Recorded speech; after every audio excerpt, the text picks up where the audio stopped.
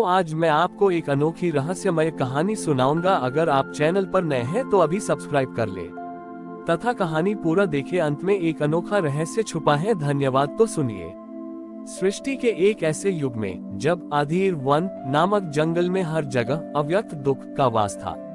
यह कोई बाहरी दुख नहीं था, ये वह दुख था जिसे मनुष्य व्यक्त नहीं कर पाते थे। लोग भीतर ही भीतर अपनी निराशा, क्रोध और पीड़ा को दबाकर रखते थे, जिसके कारण उनका जीवन भारी और नीरस हो गया था। इस दबे हुए दुख ने वन की हरियाली को भी फीका कर दिया था।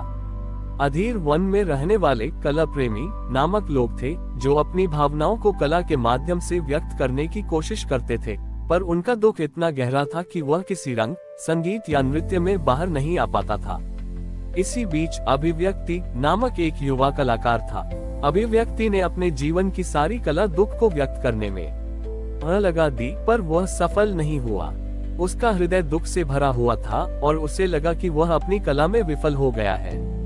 उसने निश्चय किया कि वह महादेव से इस अव्यक्त दुख को बाहर निकालने का मार्ग पूछेगा।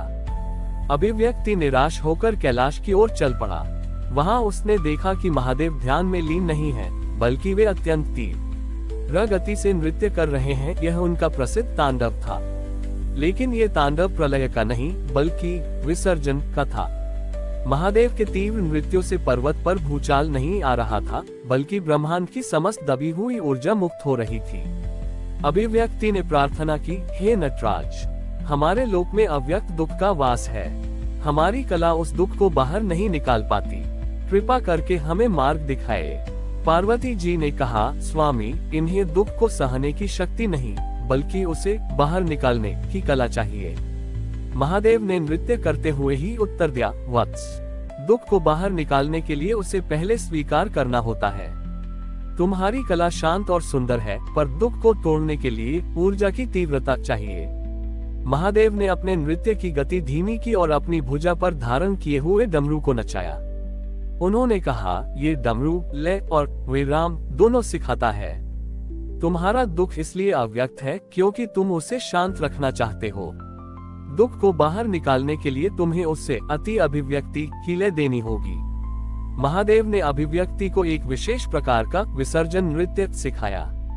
ये नृत्य भावनाओं को सौंदर्य से नहीं बल्कि पूरी शक्ति और तीव्रता से बाहर निकालने पर केंद्रित था। चिल्लाना, कांपना और पूरी तरह से उस दुख में डूब जाना। महादेव ने अभिव्यक्ति से कहा, जाओ और अपने लोक में इस विसर्जन नृत्य को सिखाओ।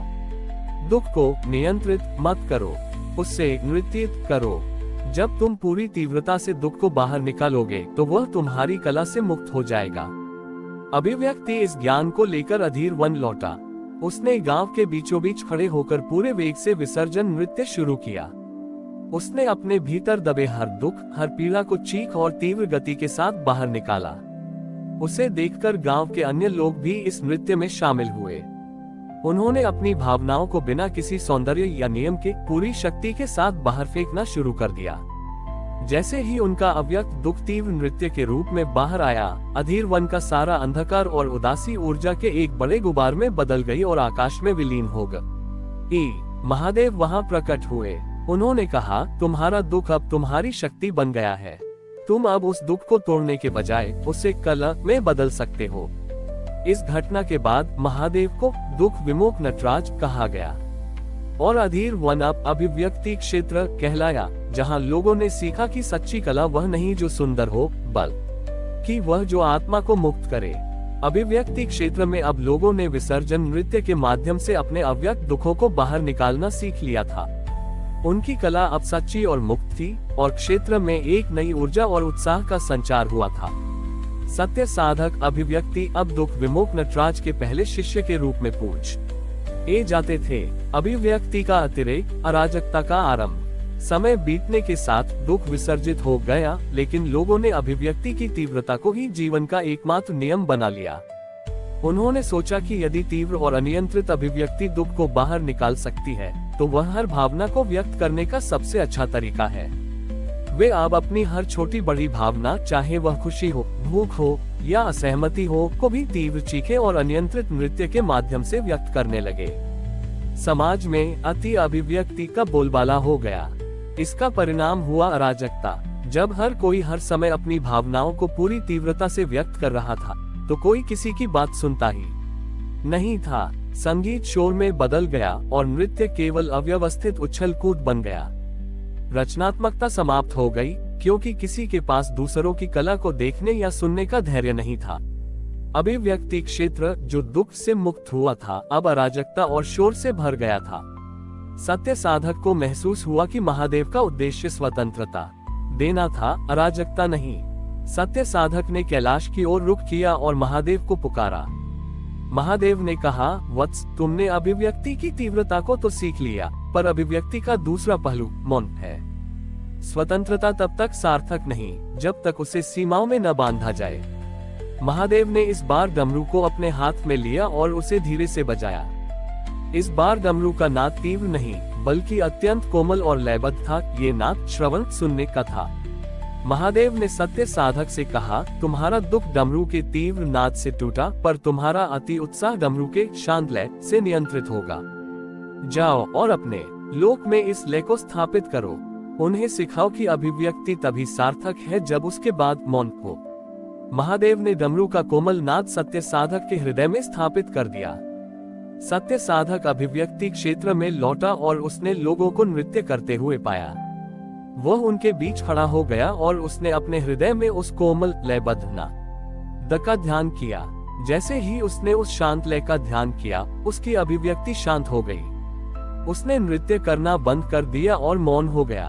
उसे शांत देखकर धीरे धीरे अन्य लोगों ने भी अपनी चीखें और तीव्रता रोक दी। पूरे क्षेत्र में पहली बार गहन शांति छा गई। सत्य साधक ने तब लोगों से कहा, हमने दुख को तोड़ने के लिए ऊंचा बोलना सीखा, पर अब हमें सुनने के लिए शांत होना सीखना होगा। सच्ची अभिव्यक्ति वह है जो मौन से शुरू होकर लय में प्रवाहित हो, न कि अनियंत्रित वेग में। महादेव ने इस क्षण प्रकट होकर घोषणा की, नटराज का नृत्य केवल वेग नहीं है, ये लय और विराम का संतुलन है। अब तुम्हारा अभिव्यक्ति क्षेत्र लय क्षेत्र कहलाएगा, जहां मौन और नाद दोनों का सम्मान होगा। लोगों ने सीखा कि कला में मुक्ति तभी मिलती है जब स्वतंत्रता को अनुशासन और मौन के धागे में पिरोया जाए। हमारी और भी आध्यात्मिक एवं अनोखी कहानियां देखने के लिए हमारे चैनल पर जाएं तथा धार्मिक एवं पौराणिक अनोखी कहानियां हमारे चैनल पर है। कृपया जाके देखें तथा हमारे चैनल को सब्सक्राइब करके रखें और वीडियो लाइक जरूर करें। धन्यवाद।